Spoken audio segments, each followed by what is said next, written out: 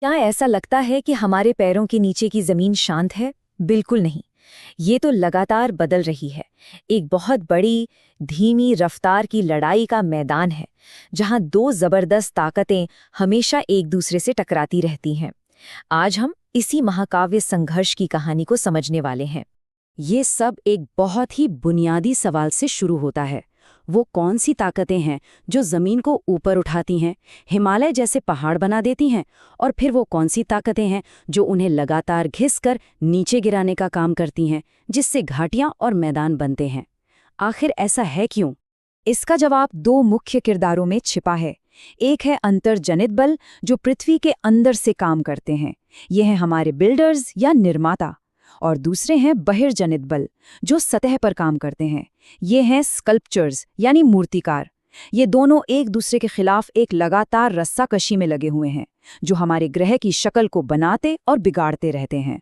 तो चलिए कहानी में थोड़ा और अंदर चलते हैं और सबसे पहले मिलते हैं बिल्डर्स से, मतलब अंतर्जनित बलों से। ये वो ताकतें हैं जो जमीन का निर्माण करती हैं। अच्छा, ये जो चार्ट है ना, ये हमें पूरी तस्वीर दिखाता है। देखिए, धरती की हलचल को दो हिस्सों में बांटा गया है। अंतर्जनित मतलब अंदर की ताकतें, और बहिर्जनित यानी बाहर की ताकतें। हम बाईं तरफ यानी अंतर्जनित बलों से शुरुआत कर रहे हैं। सबसे दिलचस्प बात यह है कि इन सभी प्रक्रियाओं को एनर्जी पृथ्वी की अपनी अंदरूनी गर्मी से मिलती है। यही वो इंजन है जो महाद्वीपों और पहाड़ों को जन्म देता है। अब इन अंदरूनी ताकतों में से ज्यादातर बहुत ही धीमी होती हैं। इन्हें पटल विरूपण बल कहते हैं। इसमें दो मेन टाइप हैं।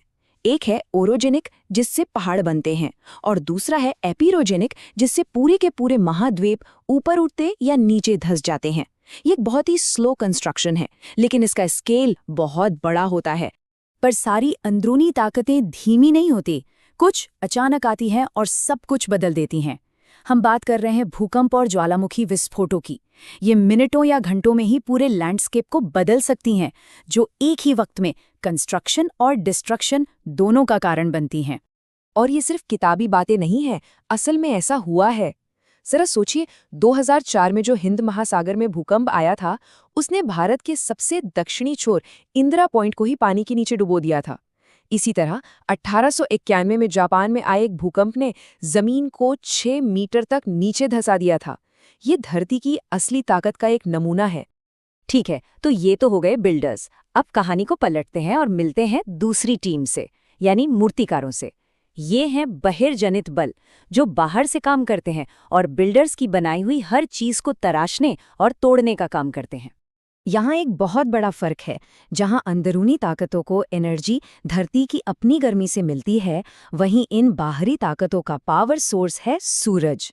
सूरज की गर्मी और बारिश, ये दोनों मिलकर धरती की सतह पर मौजूद चट्टानों को तोड़ने, घिसने और एक जगह से दूसरी जगह ले जाने का काम करते हैं। इस पूरी प्रक्रिया को अनाच्छादन कहते हैं। तो सवाल ये है कि ये मूर्तिकार अपना काम करते कैसे हैं? इनका सबसे बड़ा औजार है अपक्षय। सीधे सीधे कहें तो चट्टानों को धीरे धीरे तोड़ने की कला। चलिए इसे जरा और करीब से देखते हैं। और ये काम 3 तरीकों से होता है।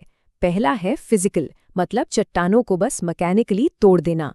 दूसरा है केमिकल, जहां उनकी रासायनिक बनावट ही बदल जाती है।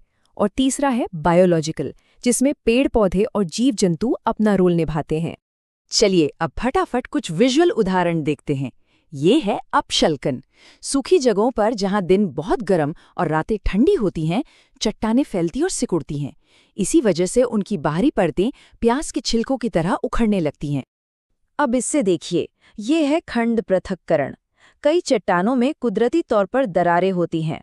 जब तापमान बदलता है या पानी इन दरारों में जाता है, तो ये चौड़ी हो जाती है और चट्टान बड़े बड़े टुकड़ों में टूट जाती है। और ये है विखंडन। जब कोई चट्टान लगातार हवा और बारिश झेलती है, तो वो अपने कमजोर हिस्सों से टूटकर तेज कोनों वाले छोटे छोटे टुकड़ों में बिखर जाती है। और सिर्फ गर्मी सर्दी नहीं, पानी भी एक बहुत बड़ा खिलाड़ी है। जब पानी चट्टानों की दरारों में घुसकर जम जाता है ना, तो बर्फ फैलती है और एक कील की तरह काम करती है, जो धीरे धीरे सबसे मजबूत चट्टान को भी तोड़ देती है। तो ठीक है, चट्टानें तो टूट गईं, पर अब इन टूटे हुए टुकड़ों का क्या होगा? यहीं पर एंट्री होती है ग्रेविटी की, यानी गुरुत्वाकर्षण की। चलिए आगे बढ़ते हैं और देखते हैं ये कैसे काम करता है। ये तस्वीर देखिए, इसे कहते हैं वृहद संचलन या मास मूवमेंट, मतलब ग्रेविटी की क्लीन अप टीम।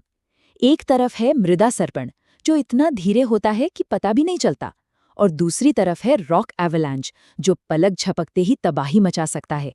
ये सब ग्रेविटी का ही खेल है, जो टूटे हुए मलबे को नीचे खींचता है। इस टेबल से ये और भी साफ हो जाएगा। देखिए, रॉक फॉल यानी चट्टान का गिरना, ये बहुत ही तेजी से होता है। वहीं मड फ्लो यानी कीचड़ का बहाव, उसकी स्पीड मीडियम से तेज होती है। और क्रीप या विसर्पण, जैसा इसका नाम है, ये तो बस रेंगता है, साल में सिर्फ कुछ मिलीमीटर्स। तो अब तक हमने बिल्डर्स को भी देख लिया और स्कल्प्टर्स को भी। अब इन सब को जोड़कर देखते हैं कि इस लगातार चलने वाली लड़ाई का आखिर मतलब क्या है। ये जो पूरा साइकिल है ना, ये सिर्फ तोड़फोड़ के बारे में नहीं है। असल में ये जिंदगी के लिए बहुत जरूरी है। यही प्रक्रिया चट्टानों को तोड़कर उपजाऊ मिट्टी बनाती है। यही लोहा और एल्यूमिनियम जैसे कीमती खनिजों को एक जगह जमा करती है। और हाँ, यही वो ताकतें हैं जो हमारे चारों तरफ ये खूबसूरत पहाड़, घाटियां और मैदान बनाती हैं। लेकिन ये सब एक बहुत ही नाजुक बैलेंस पर टिका है, और अब जब क्लाइमेट बदल रहा है तो इन ताकतों के बीच का ये संतुलन भी बिगड़ रहा है।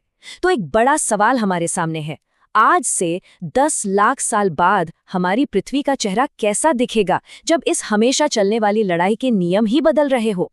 ये सोचने वाली बात है।